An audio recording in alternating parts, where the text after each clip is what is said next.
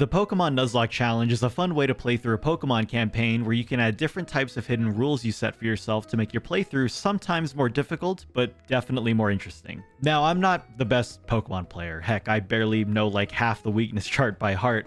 But after beating the main campaign of Brilliant Diamond and having an absolute blast, I decided I wanted to do a legitimate attempt at a Brilliant Diamond Nuzlocke. The rules I set for this run were pretty straightforward for a Nuzlocke challenge. I can only catch the first new Pokemon per location that I visit, which means that if I run into a Pokemon that I've already owned at some point during that run, I can skip it to move on to another Pokemon. However, if the first new Pokemon that I catch escapes, or I fail to catch it, or I accidentally faint it, I'm not allowed to catch any new Pokemon in that location for the rest of the game. I have to nickname every single Pokemon that I catch, which, you know, doesn't add difficulty to the game, but what it does do is it's supposed to give you that bond with that Pokemon. That way, if they die, it hurts a lot more.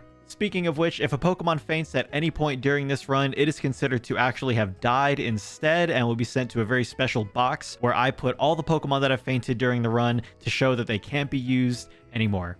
And lastly, just some blanket rules for certain Pokemon in the game. I've decided no Grand Underground Pokemon since I can see exactly what I would be getting and I can kind of pick and choose, which could make it a little bit too easy. No gifted Pokemon from anybody for any reason, and no legendary or mythical Pokemon since I felt like that could also potentially make the game way too easy as well. And with the rules set in place, I was finally ready to get started on my very first Brilliant Diamond Nuzlocke attempt. As with most Pokemon games, your first major decision that you will ever make is which Pokemon that you will take with you as your starting Pokemon. And I knew from the very beginning that when I started this Nuzlocke, I was going to choose Chimchar. And this is for a few reasons. You see, without using the Grand Underground as a means to get Pokemon, that means that other than Ponyta, Chimchar is basically the only Fire-type Pokemon you can get. And this is important because even though there are other Pokemon that can learn Fire-type moves, being on type as a Fire Pokemon is actually really important for things like stab moves and type disadvantage. Oh, and I forgot to nickname the Chimchar as well, which was, you know, already a great start to the run. But that's okay, we'll fix that later. After heading to Sand Gem Town to meet with Dawn and the Professor again, I went to the Pokemart to buy some Pokeballs. That way I can start catching Pokemon as soon as possible. I know that Dawn would eventually give me Pokeballs, but I wanted to start training things like as quickly as I could. With a ton of Pokeballs ready to go, I headed to Route 201 to catch my first wild Pokemon in the form of a Starly, which I nicknamed Twiggy, a character from Animal Crossing New Horizons whose birthday is on July 13th, which is also my birthday. And if you're new to my channel, I make a lot of Animal Crossing New Horizons content, so you're gonna see a lot of references in the nicknames. I also headed back to Lake Verity to catch another Pokemon. Even though I got Chimchar at Lake Verity, since it's a static encounter that you cannot avoid whatsoever, I didn't consider that as being the Pokemon that I can catch in that particular area, so I went back to Lake Verity, caught a Bidoof, and nicknamed it CJ. When we get to Route 202, this is when I finally want to start looking for specific Pokemon for this run that I know will make it easier when we get to the Elite Four. In this particular instance on this route, I wanted to look for a Shinx. Shinx is not only very strong, but also a very fast electric type Pokemon that also has the ability to learn some strong dark type moves later on as well. So I knew that having a Luxray for the Elite Four was going to be incredibly helpful. That, however, was not meant to be, as our first new Pokemon encounter for this route ended up being a Kricketot, which was not bad, but certainly not what I was looking for. Regardless, I caught it, named it Tater Tot, and we were on to Jubilife City. Route 203, after this fight with Benedict. After a fairly easy battle, I went to Route 204 to once again to try my hand at catching another Shinx. However, I already figured this was going to not work since the spawn rate for Shinx in Route 204 is pretty poor, which ended up happening since our encounter was a Badoo, and once again, I forgot to nickname it. I think I was just so flustered by not catching another Shinx again. I forgot to nickname it! And as if just wanting to keep the bad times rolling, in Route 203, I make another critical mistake when I encountered my first new Pokemon on this route, which was Abra. What I forgot about Abra is that if you do not catch it, faint it, or afflict it with some sort of status move that puts it to sleep or paralyzed or just makes it unable to use any move, it will teleport away from the battle, ending the battle prematurely. And, well,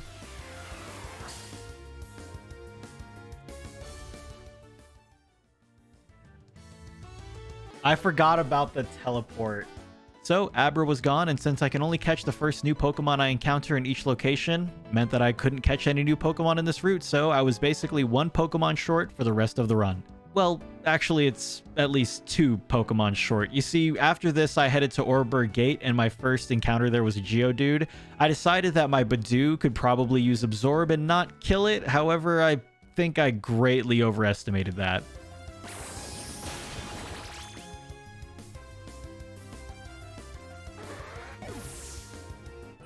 Down in Oreburgh Mine, we ran into Rourke, who we watched break a rock for some reason before going back to his gym, and then we ran into a Geodude. Even though Oreburgh Mine is part of Oreburgh City, it's still a separate location from the city itself, and so I decided that this was okay to catch a Pokemon here. I was also a little bit smarter this time and weakened it with Chimchar instead of Badoo, catching it and nicknaming it Meatball. Since the game has permanent party EXP share, I wanted to catch another Pokemon before heading to Oreburgh Gym to fight Rourke, so I went up to Route 207 and encountered a Machop. And it was a girl Machop, so we caught it and nicknamed it Rhonda, like Ronda Rousey. I hope that's okay. Back in Oreburgh, though, one of the residents is wanting to trade away their Abra for a Machop. Now, I was on the fence about whether or not I wanted to allow this trade to be a part of my Nuzlocke, and at the end of it all, I decided that it was okay. Since my Machop was completely random and there was a chance that I was never going to get a Machop in this run at all, it meant that there was, you know, also a chance that I couldn't get this Abra. So I let it go through, and luckily it actually already had a nickname too. It was nicknamed Kazaa. By the time I headed to Oreburgh Gym to take down Rourke, my Chimchar had not only learned a couple of fighting type moves at that point,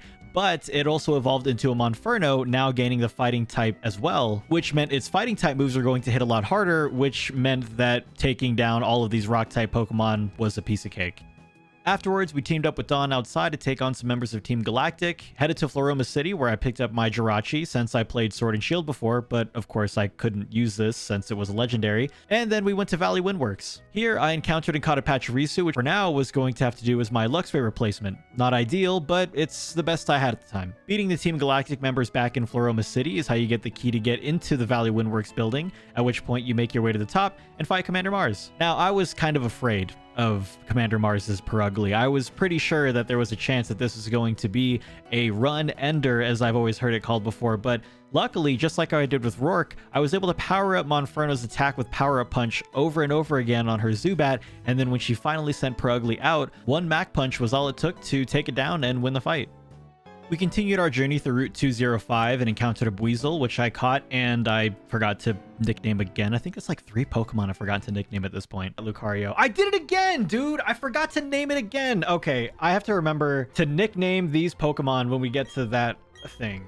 We meet with Cheryl in Eterna Forest, and she comes with us as we make our way through it, and it's here where we encounter a pretty interesting situation when it comes to catching wild Pokemon. Since Cheryl is with you the entire time you're going through this part, it means that your encounters will always be with 2 Pokemon.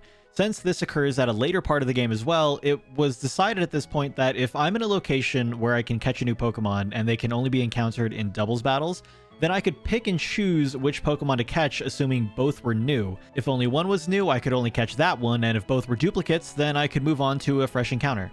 My first encounter with new Pokemon was Silcoon and Baneri, and in this instance, they were both new, so I could catch either one. I decided that Baneri would be the better choice here since I felt like I had a decent grass-type Pokemon already in Daffodil, which I was already working towards evolving into a Roserade. During this fight, however, I was afraid that Cheryl was somehow going to one-hit knock out the Baneri before I could try to catch it. After all, it's not like I can ask Cheryl to wait since I'm doing a Nuzlocke challenge, so here was the plan.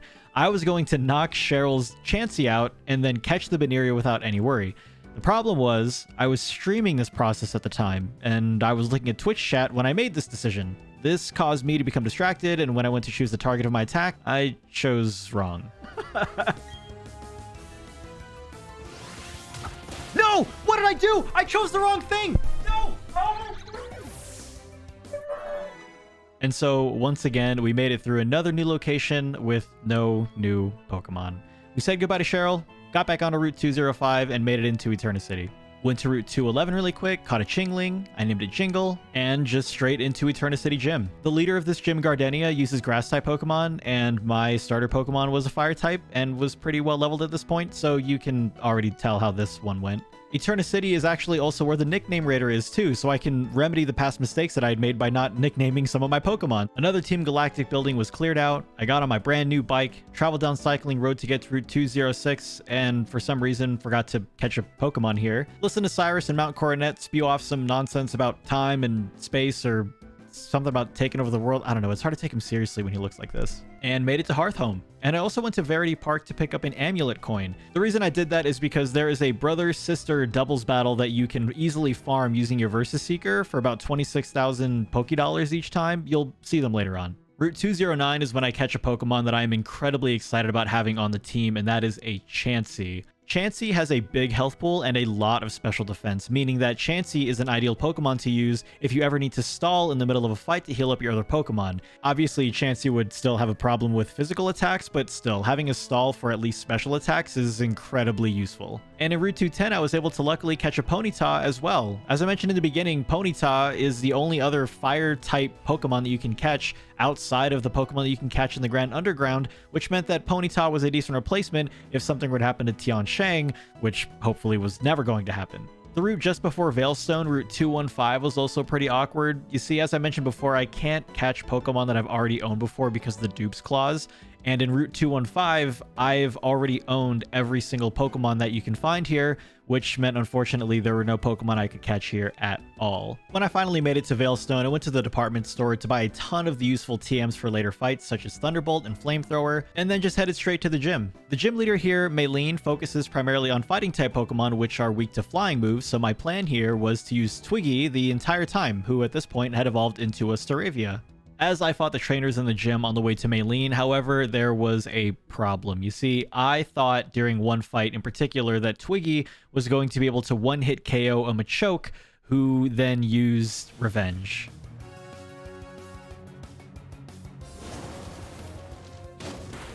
No! The plan then became to use Kazaa the entire way through, which was still a risk since, again, if Kazaa didn't one-hit KO everything, then it was also going to most likely die. Luckily, Kazaa was able to clear out the gym and made it all the way to Maylene's Lucario, at which point we just switched to Tianshang and took it down.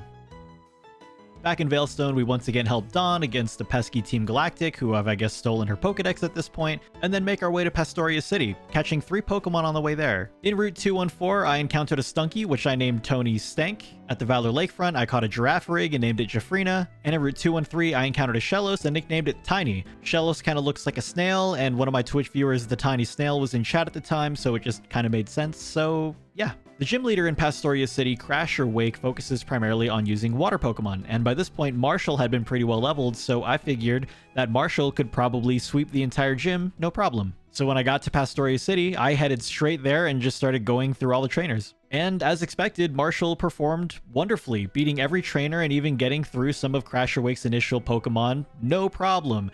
However, during the fight with Crasher, he did something that I completely forgot about, and that was he swapped his Gyarados in for a Quagsire. That's not fine. I forgot about the Quagsire.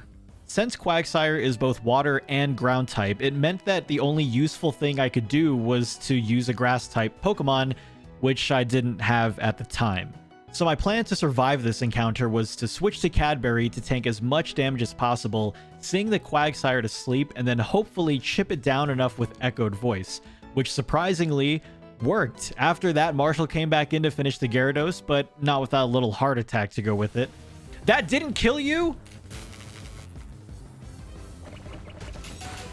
Holy crap! Oh my god. Oh my god. I switched back to Cadbury when he sent out Buizel while I healed Marshall back up, which was also meant with another mini heart attack. Sleep and then just Echoed Voice it to death. Oh my god. Things were starting to get a little worrisome at this point. Buizel was hitting Cadbury for quite a bit, and I couldn't just switch Marshall in because Buizel would still get its attack off and then Marshall would just die. But I also couldn't just keep healing Cadbury for no reason because that was not really going to do anything. What I realized was that the only way this could be done is if Marshall was able to get into the fight during a new round of moves, which at this point could only occur after switching him in after my current Pokemon at the time faints. And since I didn't want to lose Cadbury, it meant someone was going to be sacrificed. Since Lottie was the current weakest member of my team and the fact that I had just caught a Shellos which could replace her, I sent her out to pasture. And just like planned, Marshall was able to come out after and finish the fight for us. After getting Crasher Wake's badge, I put Lottie in the RIP box with Twiggy and replaced her with Shellos as our new main water Pokemon. Back at Impestoria, I once again fought another easy fight with Benedict, and after chasing a Team Galactic member down to the Valor Lakefront, we got some medication from Cynthia to help with a group of Psyducks that were blocking our way through Route 210. I didn't have defog though, and since I don't know the route's direction through memory, it meant that I had to go get it. So I went to the Safari Zone, and it's also here where I realized that I had also never caught a Pokemon in the Safari Zone either. I wanted to try for a potentially stronger water-type Pokemon in Azumarill. Quagsire is strong too, but Wooper and Quagsire can be found in a few other locations, and Marill can really only be found in the Safari Zone. I checked the telescope to see which areas it could be found in, went to it, crossed my fingers, but unfortunately we encountered a Quagsire, which is not bad, but we already kind of had a water-ground Pokemon in the form of Gastrodon whenever Tiny evolved, so we put Quagsire in the box for now, which I also forgot to nickname again. This is also, by the way, the route that I was talking about earlier back in Verity Park when I got the amulet coin about a brother-sister team that you can use to farm money with the Versus Seeker. This is them. And little did I know that this brother-sister team, which I have beaten numerous times on my regular playthrough, would end up turning this Nuzlocke run on its head not only once, but twice. This is the first time. They always use the same two Pokemon, Raichu and Gyarados. Tianshang and Marshall were the strongest on my team, so I figured this was going to be a piece of cake. Marshall was a type advantage against Gyarados, so I focused Marshall on Gyarados, and then I focused him on Inferno on the Raichu. My thought was that Tianshang was going to one-hit knock out the Raichu, and Marshall was going to one-hit knock out the Gyarados. Hey, Jules. Yeah.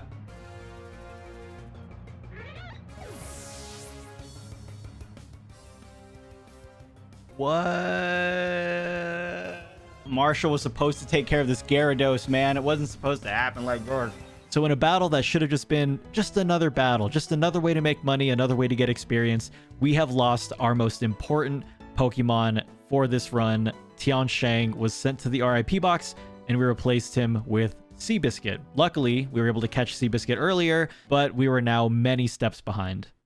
Fantina was the next gym leader though in Hearthhome, and Fantina specializes in ghost-type Pokemon, which meant that we could allow Seabiscuit to just kind of sit in the party and soak up experience that way, instead of actively needing Seabiscuit to be involved in the fights because it knows Fire-type moves. My goal for beating Fantina was pretty straightforward, or at least I thought it was. Since she's a ghost-type gym leader and I didn't have any major hitting ghost-type moves, I went to Route 210 to pick up Shadow Ball, which I actually ended up giving to Cadbury. I could have put it on Kazaa, sure, but it was actually really risky since Kazaa was at a type disadvantage, so it went on Cadbury. Fantina's gym is really interesting in that you can get through it really easily if you want to. You see, Fantina's gym is filled with a series of math questions and then 3 doors corresponding to answers. If you get the question right, you get to take an elevator up and skip any trainers that you would have fought on that floor. Get a question wrong, however, and you immediately have to fight a trainer on that floor. So while the math questions are relatively easy and you can get to Fantina pretty quickly, I wanted to use this as a way to also get experience for my Pokemon. So I answered every question incorrectly so that I could fight the trainers and get the experience that they provide, since it would be a lot faster to do it that way than to fight a bunch of wild Pokemon over and over again. After getting every math question wrong twice and fighting every trainer that this gym had to offer, we finally made it to Fantina. After easily dispersing her Drifblim, I ran into a bit of a problem with her Gengar. For all the trainers that I was fighting up until this point, I was using Cadbury's Shadow Ball pretty much every single time. What I realized was that after fighting all these trainers and using that move over and over again, when I finally got to Fantina, I had forgotten to go back to a Pokemon Center to heal up everybody, but more specifically, to get back all of Cadbury's usage of Shadow Ball. Oh my god, wait a minute, it only has 2 hits left? I forgot to go to, forgot to heal up before. Can I sing it? Can I sing it to sleep? Can you go to sleep? Will it go to sleep? Once I realized this, I had just 1 Shadow Ball left and I needed to save it for Miss Magius just in case. Luckily, however, our Cadbury knew Light Screen, so I threw it up, switched to Meatball, and took care of Gengar with a Bulldoze. When Fantina was finally down to her last Pokemon, Miss Magius, I sent out Cadbury to use its final Shadow Ball in the hopes that it would deal enough damage that maybe we can squeak out a win with this, and it didn't do much. So I was out. What do I do now? The move that I had banked on for beating this gym was now basically gone. How am I supposed to win this fight? All of my other Pokemon are also underleveled. What am I going to do? So this was the new plan. We were going to use Cadbury to throw up a Light Screen for 5 turns, sing Miss Magius to sleep, switch to Meatball, and hope that Miss Magius stays asleep long enough for us to get about 2 to 3 rollouts, and hopefully walk away with a new badge. When you say it out loud and on paper, I mean, it sounds like a good idea. Why wouldn't this work? And when we first started down this road, it worked like a charm. That charm, however, really only lasted about one turn. No! What? What? No! Oh, no! With very little hope left, I switched back to Cadbury for a new set of light screens and put Miss Magius to sleep once again. I brought out Kazaa, prayed Miss Magius stayed asleep, and when it did, Psychic was finally able to take down Fantina. Our next stop after beating Fantina was Candelave City. We started in Route 218 and caught a Tentacool, which I named Squidward. And after making it to Candelave City, we were once again pestered by Benedict to see which one of us was the better trainer, and it was here that Benedict reminded me that even though he had been pretty much a pushover in all of our fights up until this point, that you shouldn't start taking things easy. Just like all of our fights with Benedict up until this point, they were pretty par for the course, pretty easy, really nothing to worry about, until he switched in a Heracross while I had Cadbury out. You see, I forgot that his Heracross knew Brick Break, which is a fighting move that is super effective against Cadbury. Wait! No! After sustaining probably one of the biggest losses next to Tian Sheng that this run has seen, Kazaa was brought in to finish out the rest of the fight, but once all was said and done, I was left with one unfortunate question. What do I do now? The Pokemon that I currently have are incredibly underleveled, so I'd have to level them up for a long time. At this point, I basically pulled back on how hard I was trying on this run and decided to go all in on just, we got as far as we could. I don't want to sit here and train these Pokemon for like 40 hours, so I'm just going to get as far as I can. I'll train on the side and, maybe we can get to Cynthia. So, after the unfortunate loss of Cadbury at the hands of Benedict, I headed to Iron Island to not only train a little bit more, but also try and catch new Pokemon. When I got to Iron Island, though, I realized that there was no way that I could get a new Pokemon, as every Pokemon that I could encounter here, I've already had in my possession at some point, so no new Pokemon for me. Just like Cheryl in Eterna Forest, we proceeded through Iron Island with Riley, doing a ton of doubles battles on the way to the exit, and it was here where we lose another one. You see, during a fight, one of the trainers sent out Sudowoodo, and I thought this would be a good opportunity for Tiny to get a little bit of experience. It was just going to come in, use Surf, clear the fight, and be good to go. However, because it was in the middle of the fight, it meant that Sudowoodo's attack was already still queued up. So when Tiny came out, Sudowoodo was getting ready to use Wood Hammer, which then targeted Tiny, which then meant my main water type user was gone again.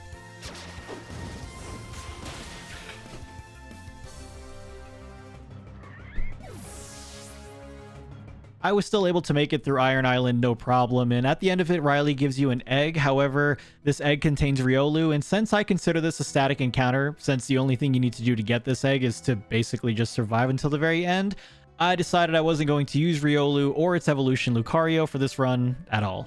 So now that that was done, what was to be done next? The only thing that I had to do now was essentially go to the next gym, but my Pokemon were severely underleveled, and I also wasn't really ready for that. The next gym leader, Byron, is a Steel-type user, and a Fire-type Pokemon would be really good for that, but Seabiscuit was incredibly underleveled.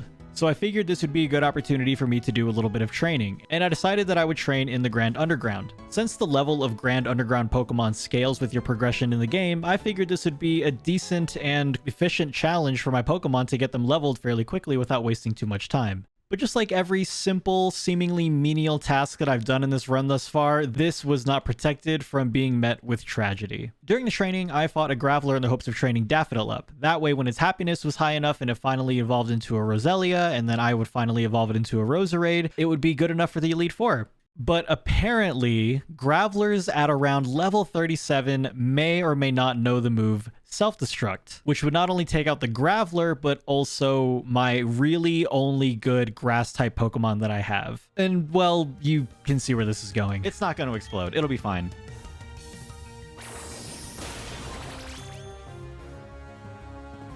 No! No! Why would 1 out of 4?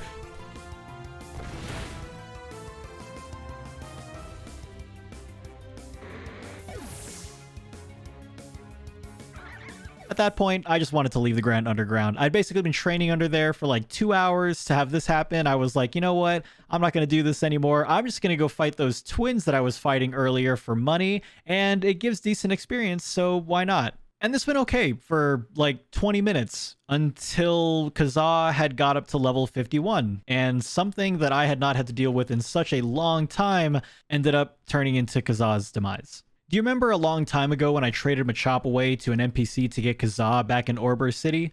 Well, after a certain point, traded Pokemon stop listening to you until you have a certain number of gym badges. Kazaa is loafing around. In this instance, Kazaa was level 51, so I needed to have 6 gym badges for him to obey me. But that was exactly the problem. The 6th gym badge you get from Byron, which was the next gym leader, which meant I don't have it now. So... Kazaa is from another trainer! It was traded! Stop, dude. No. No.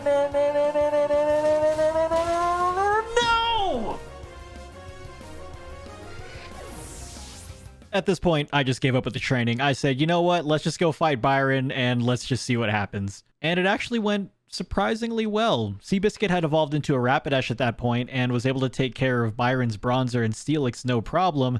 But when it came to his Bastiodon, it's also a rock type, which makes Seabiscuit not such a great choice anymore. So it was up to Quagsire, who had taken the spot of Tiny earlier, to finish out this fight. Luckily, Quagsire knew Yawn. So the plan, or rather the hope, was that Bastiodon was not going to use any offensive moves, fall asleep from Yawn, and stay asleep for at least 2 turns worth of surfing, and that's exactly what happened.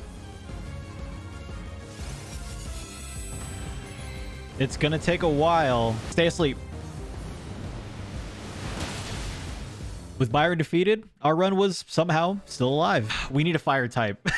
We still need a fire type Pokemon. After meeting with Benedict, Dawn, and Professor Rowan at the library back in Canalave, we were tasked to head to the 3 Lakes to check on a disturbance. Just in case though, I still needed a new grass type Pokemon, so I went to Route 212 to see if I could catch a Roselia, which was okay to do since my Daffodil had never actually evolved into one, and luckily I was able to find one. I also named it Don't Die because, you know, just as a hope.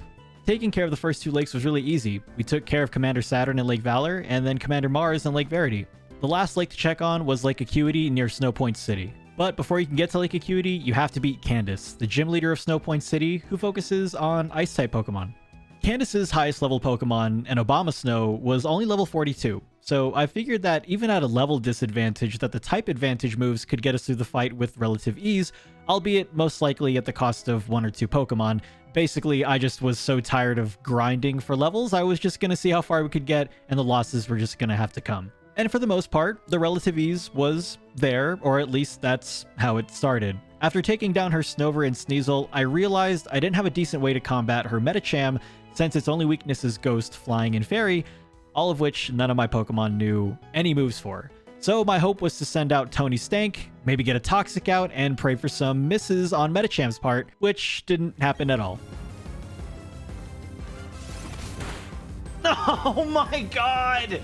I don't know what to do anymore. Well, there goes Tony Stank. There goes my only effective fire type user. Luckily, Marshall was able to hold out and take out the Medicham after a couple of Thunderbolts, which only left her Abomasnow, and it was here that things went from bad to worse. If we can Drain Punch our way to victory, we'll be fine.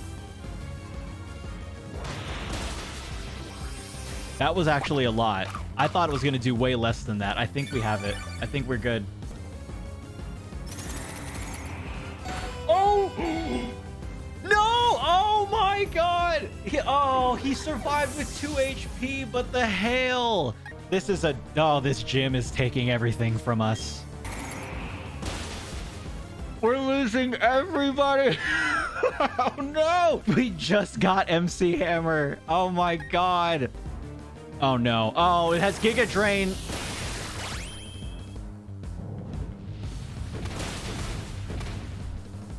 Abomasnow, how much do you weigh?